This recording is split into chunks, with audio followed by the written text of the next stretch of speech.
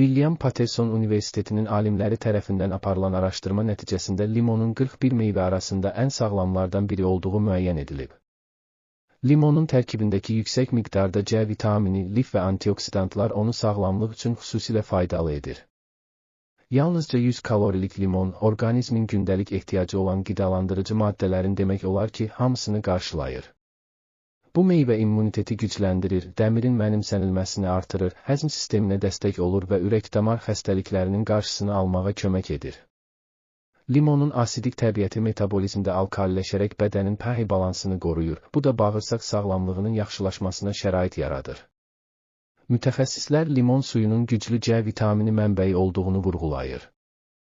Limon suyunu gündəlik olaraq içmək mümkündür, lakin acqarına istifadəsi diş minəsinə və həssas mədəyə zərər verə bilər.